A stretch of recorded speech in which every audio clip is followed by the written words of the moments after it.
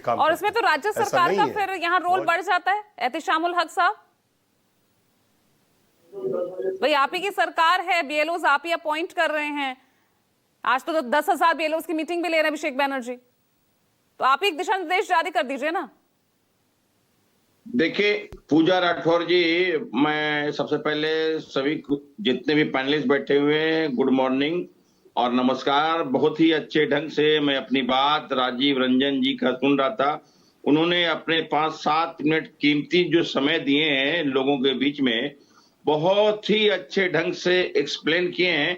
हम समझते हैं कि जितने भी पैनलिस्ट यहाँ पर जो भी पार्टी के बैठे हुए हैं उनको समझ में आनी चाहिए। देखिए, और मैं राजीव रंजन जी, अब पूजा राठौर जी को मैं सलाम करता हूं, नमस्कार करता हूं। जिस हिसाब से हमारे विजय शर्मा जो बीजेपी के स्पोक पर्सन है वो बोल रहे हैं, आपने उनको एविडेंस दे रहे हैं कि बंगाल में ही में नहीं 6 राज्यों में बीएलओ की मौतें हो रही है। उन्होंने साफ डिनाई कर रहे हैं कि उसके वजह कर नहीं हुआ। यह बहुत ही दुख की बात है। भारतीय जनता पार्टी जिस लोगों की जान के साथ में खिलवाड़ करते हैं, हम समझते हैं उससे पहले 2002 में जो ये एसआईआर हुआ था उसमें 2 साल का टाइमिंग दिया था और हर सैटरडे और संडे को ये काम हुआ करता था।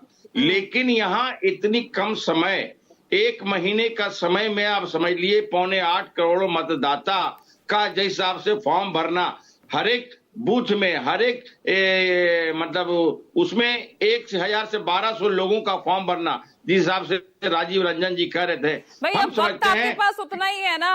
अब बीएलओज अगर आत्महत्या कर रहे हैं तो जिम्मेदार कौन होंगे? यहाँ तो विजय शर्मा कह रहे हैं राज्य सरकार के अंडर है ना, वो देखे उसे। अरे इसकी सारी जिम्मेदार समझ लिए ये हमारे जो चीफ इलेक्शन कमीशन है और बीजेपी के जो सरकार है उनकी है। इनको तुरंत अभी समझ लिए एसआईआर अनियोजित और खतरनाक है, इसको समझ लिए अभी फिलहाल रोका जाना चाहिए। हमारी नेत्री ममता बनर्जी ने लेटर लिख करके चुनाव आयोग को दिया है कि लोगों की जाने जा रही है, तो हमें लोगों की जान, हमारी नेत्री ममता बनर्जी लोगों से प्यार करने वाली है, जन नेत्री है, वो तो समझती है। नहीं होना चाहिए, आप ये कह रहे हैं नहीं होना चाहिए एसआईआर को अभी फिलहाल रोका जाना चाहिए। लोगों की मौतें हो रही है। पूजा जी बात समझिएगा, हमारी एसआईआर बाद में भी हो सकता है। अरे तो समय बढ़ाने की मांग कीजिए ना, कि समय बढ़ाए, जैसे अखिलेश यादव कह रहे हैं, समय बढ़ाने की मांग कीजिए। एसआईआर तो होना चाहिए, शुद्धिकरण होना चाहिए कि नहीं होना चाहिए वोटर लिस्ट का, ये बताइए। होना चाहिए, पर अभी इसको रोक लगाना चाहिए,